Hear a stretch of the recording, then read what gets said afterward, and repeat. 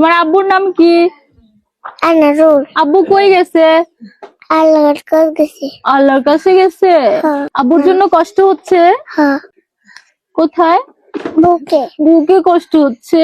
আব্বুর কোলে যেতে ইচ্ছে করছে। প্রিয় দর্শক, সব থেকে কঠিন মুহূর্ত হচ্ছে সেইটার লাশের জন্য অপেক্ষা করা। বলেন তো, এই কষ্টটা কি কোনোভাবে কোনো কিছুর সাথে তুলনা করা যায়? তার মরদেহটা এখনো পর্যন্ত স্ত্রী সন্তান দুহাত দিয়ে ছুঁইতে পারেনি। 2 বছর আগে উনি বিদেশ গিয়েছিল। 2 বছর বিদেশ গেছে। আচ্ছা। 4 দিন হলে মারা গেছে। 4 দিন হলো মারা গেছে। আপনারা এখনো লাশ পান নাই? না, আমার কত আশা ছিলে যে উনি বিদেশ যায় 4-5 লাখ টাকা দিনা করে আমার ছেলে পেলে নিয়ে ভবিষ্যতে কত কিছু করতে, আমার সেই আশা হলো না।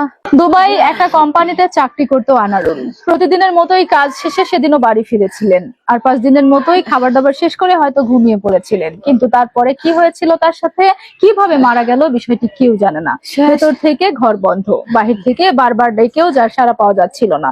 তারপরে নিশ্চিত হয় যে তিনি আসলে পৃথিবীতে আর নেই। যিনি স্ত্রী সন্তানের মুখে একটুখানি হাসি ফোটাতে প্রবাসে পাড়ি জমিয়েছিলেন, সেই মানুষটি আজ পৃথিবীতে নেই। আমার ছেলে মেয়ে 3টা, আমার কত আশা ছিল আমার বেটা বেটি আমি মানুষ করে ধরবো। আমার গেদা গেদা বেটা বেটি থুয়ে গেছে। আমার স্বামীর খুব আশা ছিল আমার ছেলেকে হাফেজ বানাবি, সেই আশা আমার আর হলো না। এটাকে হাফেজ করতে চেয়েছিল, এটাকে হাফেজ বানাবে চাইছিল। প্রিয় দর্শক, নিহত দুবাই প্রবাসী আনারুল ভাই এই ছেলেটাকে হাফেজ করতে চেয়েছিল, কিন্তু সেই স্বপ্ন আর পূরণ হলো না। তুমি কোথায় পড়তে বাবা? মাদ্রাসায় পড়তাম। কিসে পড়তে তুমি? নাজেরা। নাজেরা শেষ করেছিলে? তাহলে তোমার বাবা আর পৃথিবীতে নেই। আমার বাবার জন্য কষ্ট হচ্ছে, বাবা আমাকে হাফেজ দেখতে চেয়েছিল। আরে, সেই স্বপ্নটা আর পূরণ হলো না। বাবা হাফেজ দেখতে চেয়েছিল, তার জন্য কিন্তু অলরেডি তাকে একটা ভালো মাদ্রাসাতেও ভর্তি করেছিল। তুমি কি আবাসিকে পড়তে? জি। কত টাকা দিতে হতো বাবা? 10,000। মাসে 10,000 টাকা দিতে হতো? তার মানে তুমি অনেক ভালো জায়গায় ছিলে। জি। এখন তোমার পড়ালেখার কি হবে? আল্লাহ জানে। আমার বাবার লাশটা আমরা চাই যত তাড়াতাড়ি পারেন আমার বাবার লাশটা পৌঁছে দেন। আমার এই 2 বোন আমরা এতিম হয়ে গেলাম। আমরা এখন কোথায় যাবো, কে খাবে দেবে আমাদের? বা ফোন দিয়ে আদর আদর করতে বলতো যে আমি তাড়াতাড়ি বিদেশ থেকে দেশে আসবো।